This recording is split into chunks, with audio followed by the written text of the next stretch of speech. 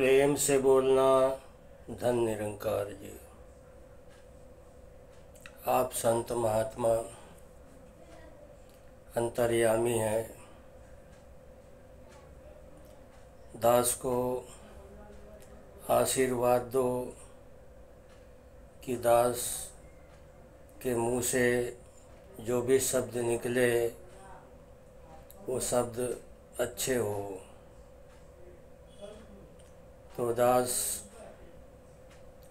इस प्रभु परमात्मा के बारे में जिक्र कर रहा है। ये प्रभु परमात्मा जब दुनिया नहीं थी तो ये था, और आज भी है, आगे भी रहने वाला है।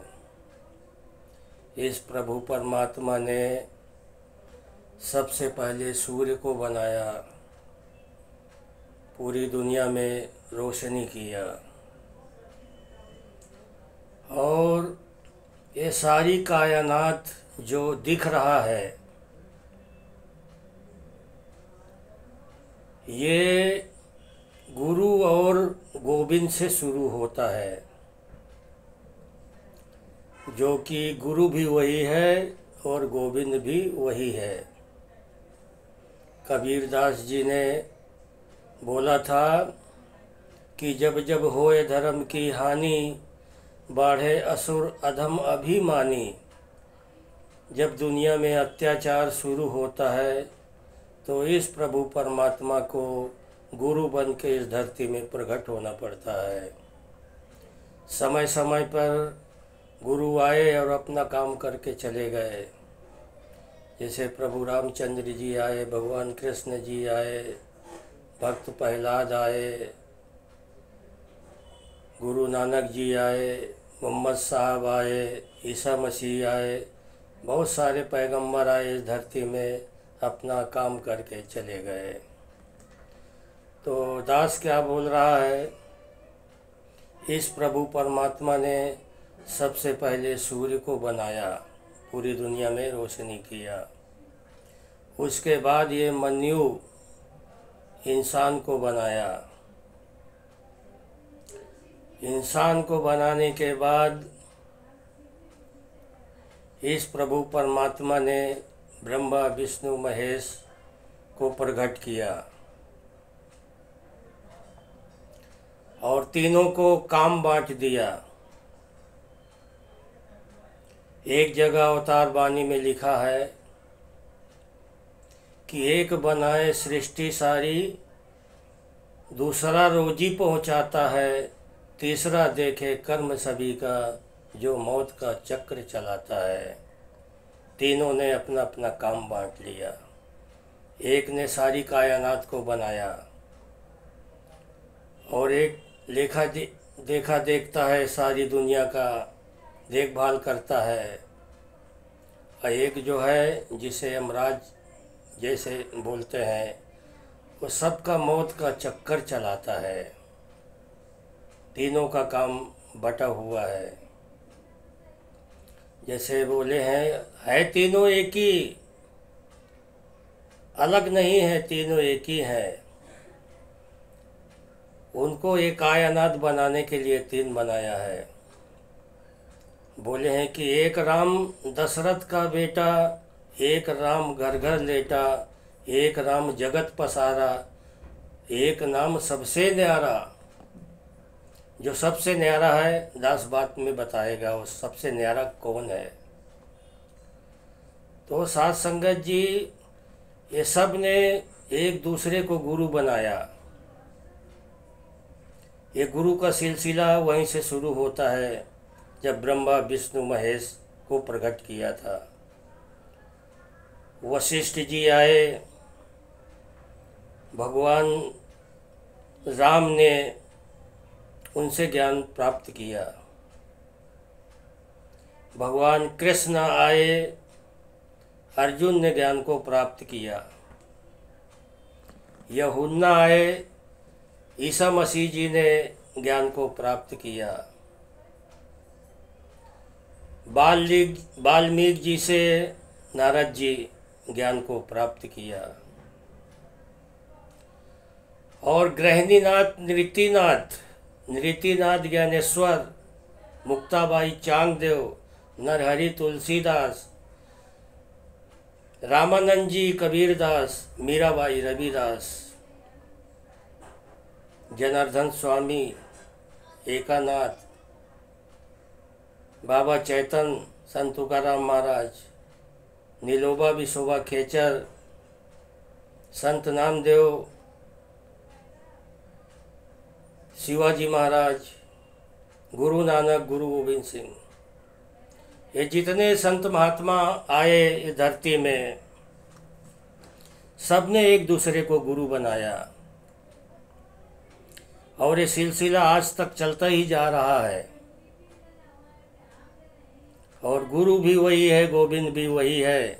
महात्माओं ने फरमाया है कि गुरु गोविंद दोनों चले काको लागे पाए, बलिहारी गुरु आपकी गोविंदियो दिखाए। हमें सबसे पहले किसका पांव छूना है? गुरु का, क्योंकि वो गुरु के जरिया से इस गोविंद का दीदार हमने किया है और है दोनों एक ही। गुरु के जरिया से हम इस गोविंद का दीदार किया है। आज हम 2800 श्वासें मुँह से लेते हैं, एक भी इस श्वास की कीमत हम इस प्रभु परमात्मा का कभी चुका नहीं सकते। इसका कोई मोल नहीं लगा सकते। इसलिए धरती में संत महात्मा आते हैं गुरु बनकर और अपना काम करके चले जाते हैं। आज धरती में निरंकारी बाबा के नाम से तो सबको ही जानता है। आज दूसरा गुरु है माता सुदीक्षा जी महाराज। आज इस ज्ञान को बांट रहे हैं, पूरी दुनिया में इस ज्ञान को बांट रहे हैं। सबको एक करने के चक्कर में लगे हैं कि सारी दुनिया एक हो जाए, लड़ाई लफड़ा झगड़ा ये सब खत्म हो जाए। मगर ये मानव जो है सुनता नहीं है।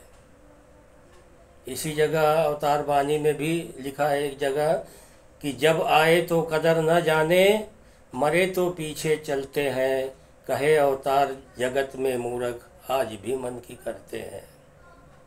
आज भी ये मन के करते हैं। बाबा साईं आए थे, गली गली आवाज़ देते थे,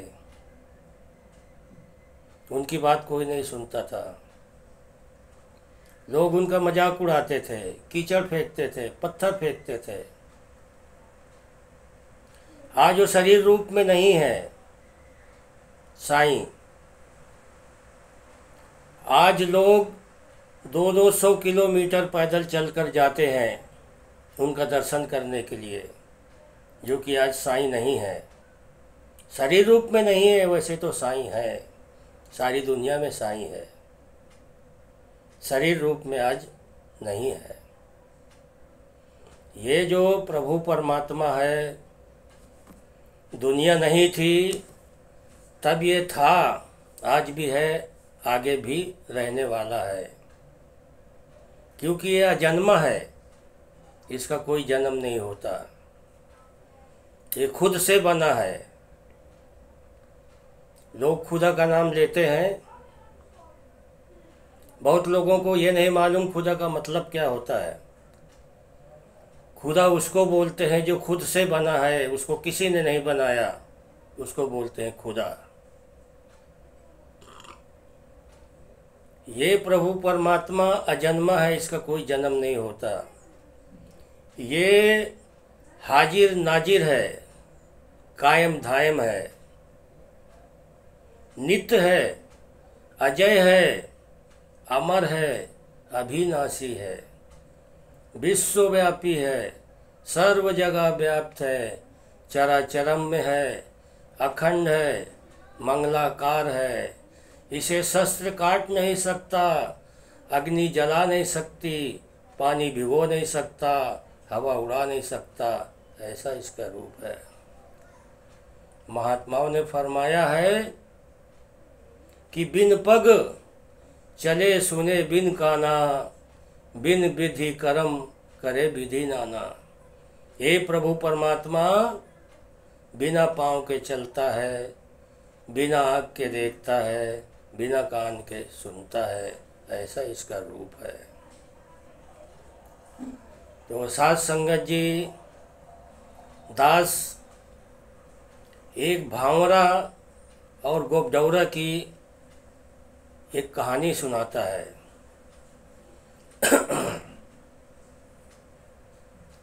एक भांवरा होता है, वो फूलों का रस चूसने के लिए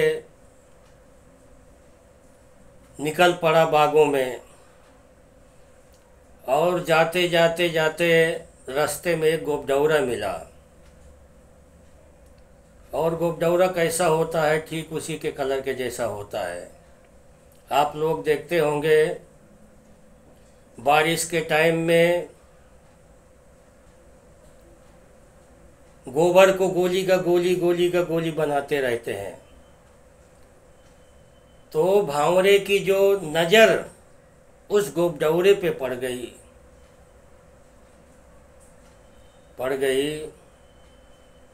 तो गोपडौरा गोली का गोली लपेट रहा था। भांवरा को बहुत बुरा लगा, क्योंकि गंदा काम है वो कर रहा था। भांवरा बोला, हे भाई तू कौन है? उसने बताया है कि मैं गोपडौरा हूँ और मैं यही काम करता हूँ। बोले, नहीं, ये काम अच्छा नहीं है, तू चाहे तो मेरे साथ चल सकता है, मैं तुझे अच्छा अच्छा फूलों का रस चूसाता हूँ। बहुत बोलने के बाद जाके गोपडौरा तैयार हुआ, और जो गोपडराइन थी वो नहीं तैयार हुई। इसी तरह आज भी दुनिया में ऐसे लोग पड़े हैं जो उस वक्त चले गए तो चले गए, जो रह गए तो रह गए। तो वो गोपडराउन रह गई और गोपडौरा जो है भांवरा के साथ चल दिया। अब जाकर वहाँ बगीचा में पहुँचे और एक ही डाली में अलग अलग फूल पर बैठ गए और फूल रस चूसने का शुरुआत कर दिया। तो गोपडौरा तो कभी ऐसा रस चूसा नहीं था, उसको बहुत मज़ा आया। तो साध संगत जी, अब ये शाम को अक्सर जब 6 बज जाता है तो वो जो कली है बंद हो जाता है। ये बात भांवरे को मालूम था, गोपडौरा को नहीं मालूम था। बस 5 मिनट रह गया था और वो वहाँ से भांवरा निकल पड़ा। उसको देखने लगा इधर उधर,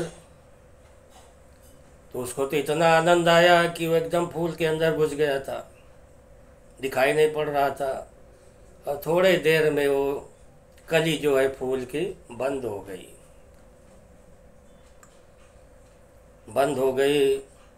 अभी ढूंढते ढूंढते एकदम परेशान हो गया कि कहाँ चला गया मेरा दोस्त। बड़े मुश्किल से हमने दोस्ती बनाया और उसको यहाँ लेकर आया। तो बेचारा भांवरा वहाँ से चल दिया घर के तरफ, और उसे रात भर नींद नहीं आई। रात भर नींद नहीं आई। सुबह 4 बजे ही वो बगीचा पहुँच गया। बगीचा पहुँच गया तो वही डाली पर गया, जाकर ढूंढना शुरू कर दिया।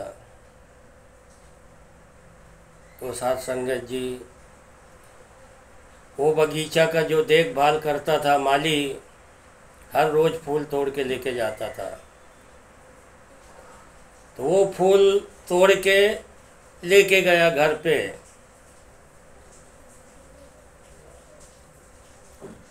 अब वो भांवरा वहाँ पर आया, जो उस बगीचा की रखवाली करता था, उससे पूछा कि भाई यहाँ का फूल किसने तोड़ा। उसने बोला माली तोड़ के लेके गया। तो बोला माली का घर किधर है। वो घर पूछते पूछते उसके घर पहुँच गया। भावरा बोला कि हे भाई, तूने जो फूल तोड़ के लाया है वहाँ से, उसमें फूल मुझे चाहिए। बोला मेरे पास तो नहीं है, मैंने फूल को बेच दिया। वो फूल पंडित जी लेके गए। पंडित जी का पता लगाया, पंडित जी के घर पहुँच गया। पंडित जी को बोला, पंडित जी, तुम जो माली के घर से फूल लाए थे, उसमें एक फूल बहुत कीमती है, मुझे बहुत ज़रूरत है, वो फूल मुझे चाहिए। बोला भाई फूल तो मेरे पास नहीं है, मैं तो शंकर जी के मंदिर में चढ़ा के आया। अब वो मंदिर का पता पूछा और पहुंच गया। जब वो मंदिर गया तो वहाँ जाते जाते सुबह हो गई। अक्सर आप देखते होंगे, जो मंदिर में चढ़ा हुआ फूल होता है तो वहाँ साफ सफाई करने वाला या नदी में या गंगा नदी में किसी पानी, अच्छे पानी में फेंक दिया करते हैं। जब मंदिर पहुँचा, पुजारी से पूछा कि भाई जो फूल यहाँ चढ़ा था, फूल कहाँ है। तो बोला फूल तो मेरे पास नहीं है, फूल मैंने सफाई करके जाके गंगा जी के बीच में डाल दिया, गंगा नदी में डाल दिया। अब भांवरा परेशान हुआ कि बड़े मुश्किल से मुझे मित्र मिला और वो मुझसे बिछड़ गया। फिर यहाँ से भागा, गंगा जी पहुँचा और वो फूल बहते बहते बहते जाकर बीज धारा में पहुँच गया। वो फूल सड़ रहा था, सड़ गया था एकदम, और धीरे धीरे वो भांवरा उसमें से निकल रहा था। इसकी नज़र पड़ गई तो भांवरा रोने लगा कि भाई मैं तेरे बिना बहुत परेशान हूँ, आज 2 दिन से मैं तुझे ढूंढ रहा हूँ, चल तू मेरे साथ। तब उसी जगह गोपडौरा बोला कि संगत गुण अनेक फल, चढ़े महेश के शीस, हे मित्र मुझे जाने दे गंगा जी के बीच, मैं भव सागर से पार हो गया। तो अब भांवरे को भी समझ में आ गया, भांवरा मंजे सतगुरु, भांवरा मंजे सदगुरु। भांवरा उसके जीवन में गुरु बनकर आया और उसे भवसागर से पार कर दिया। गुरु ही एक ऐसा है जिससे हम मोक्ष की प्राप्ति पा सकते हैं। दूसरा कोई रास्ता नहीं है जो मोक्ष की प्राप्ति हम कर सकें। कबीरदास जी ने बोला है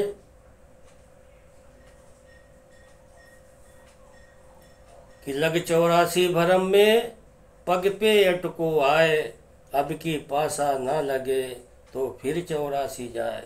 84 से तो हम आए हैं, 84 लक्ष्य घूम कर हम आए हैं, वापस हमें फिर 84 ना जाना पड़े। फिर फरमाते हैं लग 84 भरम में मानुष देह प्रधान, भजन बिना भगवान की चली अकारथ जान। हम ये संसार में आए, भजन नहीं किया, भगवान को नहीं जाना, तो हमारा मारना व्यर्थ हो गया, अकारथ हो गया। चली अकारथ जान। जाना तो यहाँ सबको है, रहने वाला यहाँ कोई नहीं। बोले हैं आया है सो जाएगा, राजा रंग फकीर, कोई जाए सिंहासन, कोई बांधा जंजीर। फर्क इतना है। संत मिलन को जाइए, तजी मोह में अभिमान, जो जो पग आगे रखे, कोटि यज्ञ समान। आशा कृष्णा ना मरा, मर गई शरीर,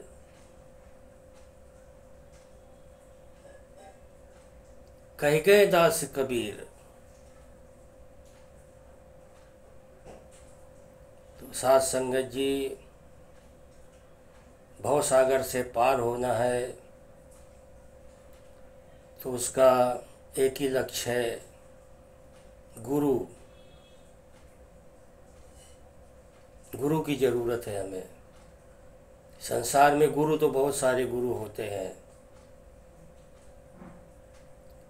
पहला गुरु हमारा होता है माँ बाप। दूसरा गुरु हमारा टीचर होता है, जो हमको सिखाता है, पढ़ाता है। और तीसरा गुरु वो होता है जो काम सिखाता है।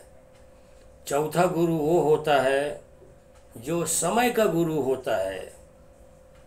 जैसे प्रभु राम है, वो समय के गुरु है।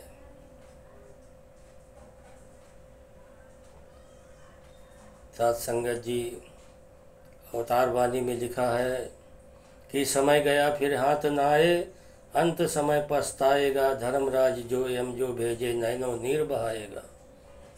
तेरे सारे संगी साथी काम न तेरे आएंगे, रिश्ते नाते और संबंधी तुझे बचा ना पाएंगे। काम समय पर गुरु ही आए, हाड और या चाम नहीं, अवतार शिष्य मांगे लेखा, धर्मराज का काम नहीं। अपने आप प्रेम नहीं उपजे, प्रभु चाहे तो होता है, मन का दीपक गुरु जलावे तो प्रज्वलित होता है। पूरे सदगुरु की कृपा बिन होता जग में पार नहीं, लाख करे कोई बिना पति के, नारी का श्रृंगार नहीं। सत्य पुरुष को जो बतलाए वही सदगुरु होता है, केवल ज्ञान ही देने वाला गुरु अधूरा होता है। क्या करना है ऐसे गुरु को जिससे मिटता भरम नहीं, कैसे ज्ञानी ध्यानी कैसा, यदि ज्ञानी सा कर्म नहीं। पूरे सदगुरु एक क्षण भीतर राम को संग मिलाता है, बार बार अवतार गुरु पर बलिहारी हो जाता है। माया निंद्रा सोया मानो, हीरा जन्म गवाता है, बिना हरि को जाने मानो माल हराम का खाता है। जब तक हम इस प्रभु परमात्मा को नहीं जाने तो ये जो माल खाते हैं वो हराम का होता है। बिना गुरु के मिले न मुक्ति, लाखों कर्म कमाने से, जन्मे मरे और जान न छूटे, रोने और कुर्लाने से। संत जनों का कहा न माने, नर पीछे पछताता है। कहे अवतार जगत में मूर्ख, अपने मन की करता है। मानो मन की आंखें खोलो, व्यर्थ में समय न गवाओ तुम। 8 पहर रहे माया अंदर, मन को न भटकाओ तुम। भूल गए तुम जीवन दाता, और जगत से प्यार किया। ब्याज की बातें छोड़ो भाई, मूल भी तुमने हार दिया। सूत द्वारा और माता पिता भी छोड़ जाएंगे सब मझदार। भूत प्रेत ये सभी कहेंगे, एक दिन तुझको सोच विचार। झूठ में आया झूठ में खेले, झूठ का तेरे अंदर वास। कर्म कांड है सारे झूठे, रे मन कर ले तू विश्वास। भोगों में तू लिप्त हुआ है, भूल गया है पालनहार। यह मन कभी न निर्मल होता, बिना गुरु के कहे अवतार। दिन दिन आयु घटती जाती, समय गुजरता जाता है। हे नर मूर्ख सोच समझ कर होश में क्यों नहीं आता है। सब कुछ यहीं रह जाना है, छोड़ो व्यर्थ बहाने को। समय गया फिर हाथ न आए, जानो असल ठिकाने को।